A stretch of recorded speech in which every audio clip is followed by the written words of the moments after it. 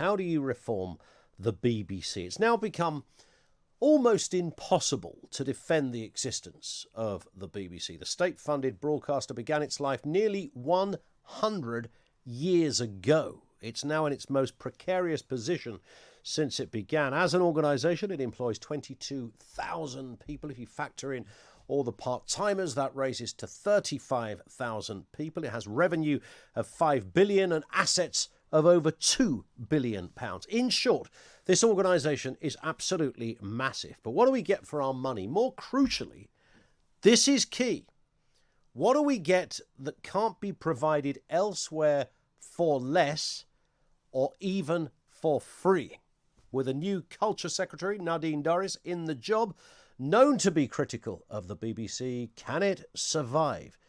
Do you even want the BBC to survive? 0344 499 1000. Once upon a time, of course, there was a place for the BBC. It sort of made sense that you had a state-funded broadcaster. It provided radio and television for a grateful nation. There were no other alternatives. Getting the news out there and providing some light entertainment for the masses was seen as a crucial public service. How could a nation survive without the Archers, for goodness sake? During the war, its news coverage was vital for many reasons, and as it grew, so did those who appeared on it. The corporation made huge stars out of its pool of talent. It employed the best, and it made the best programme, from the Sky at Night to Newsnight, Panorama to Poldark, and of course all those light entertainment and comedy formats in between. The Office, The Thick of It, Only Fools.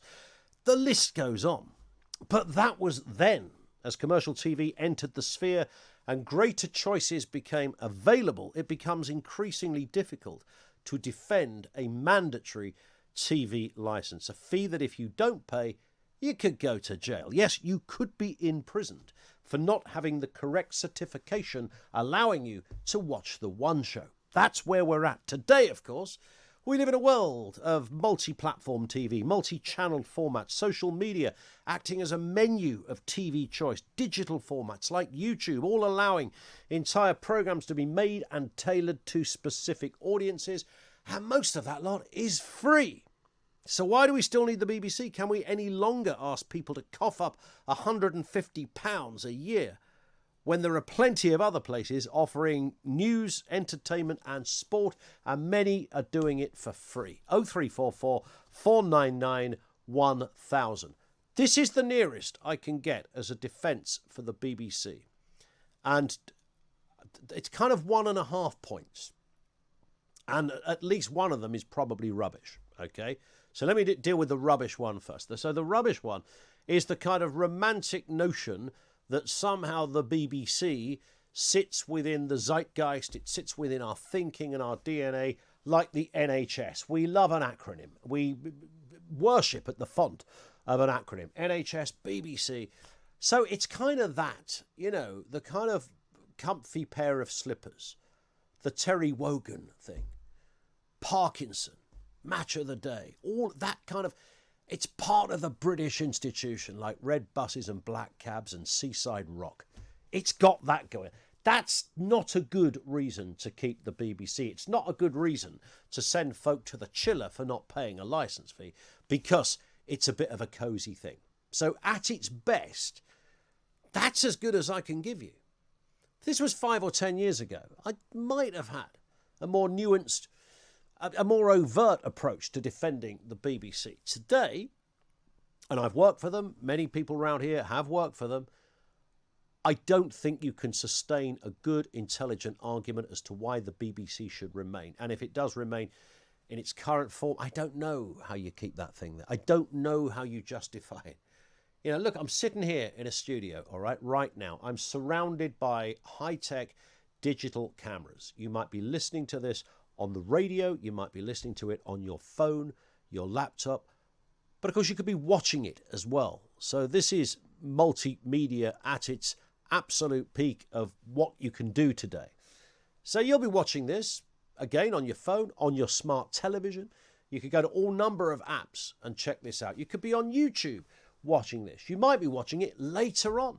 Somebody could be watching this at midnight. You might be watching the clips of this on social media You could be looking at it, somebody's passed it around Facebook and Twitter and the like. The variety, the choice is absolutely massive. So when you set that kind of choice, and all this, by the way, is totally free for you.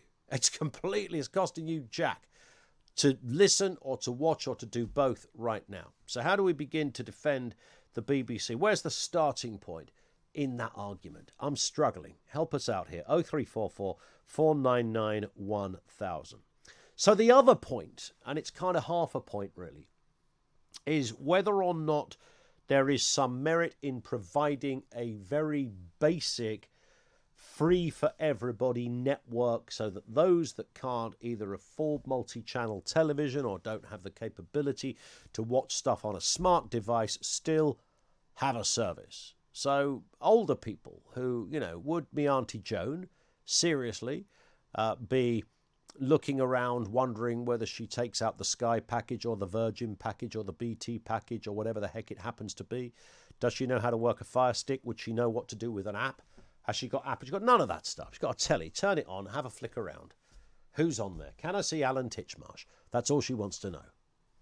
So there's that. And that would mean that you reform the BBC rather than scrap the BBC. You'd reform it dramatically, so dramatically that your licence fee would look more like 25 quid than 150 quid. 0344 499 1000.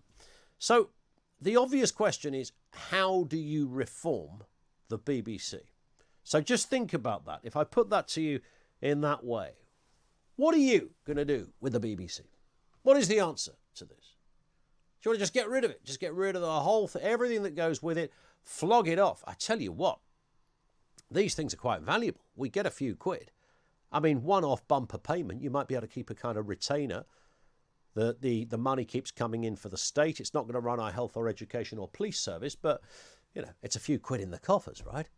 So you commercialise Radio 1, that kind of stuff.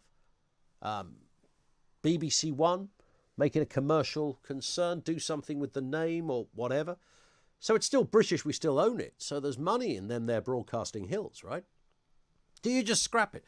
Do you, there's two things here. Do you firstly just make it a news service, so it's nothing more than something that provides news?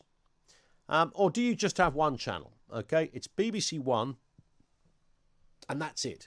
And on BBC One they have the news, so you could keep the website for their news side of things. But even that, you see, I appreciate some of these are sort of intricate media arguments. There is a huge unfair advantage that the BBC has over other news providers because we are financing a news setup and giving it more money than most commercial rivals could ever think of. So if I wanted to start a newspaper tomorrow, I'm pretty much stuffed. If I wanted to start a news website tomorrow, I'm absolutely royally stuffed because the BBC have hoovered it all up.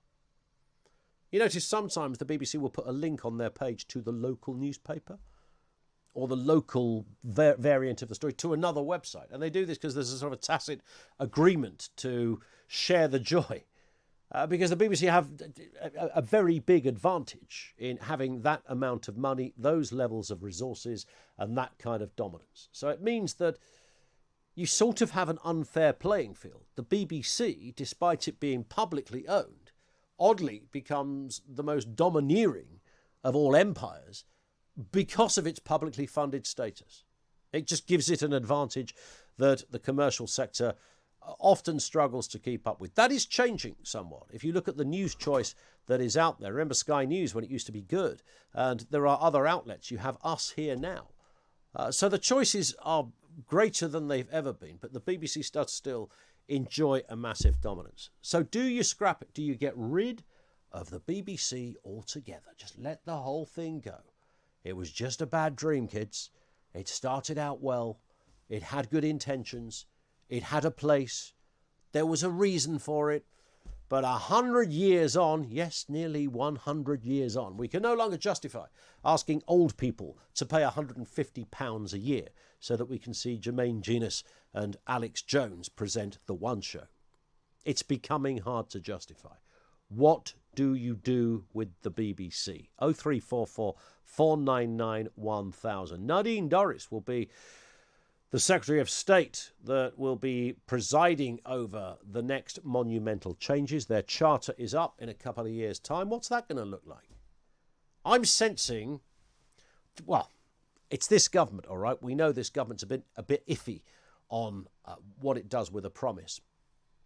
We could see absolute wholesale carnage, which may well be tricky for some people, but in the interest of balance and fairness, actually what we get is the BBC we should have. It's not going to go. I don't sense this Tory government are going to get rid of the BBC.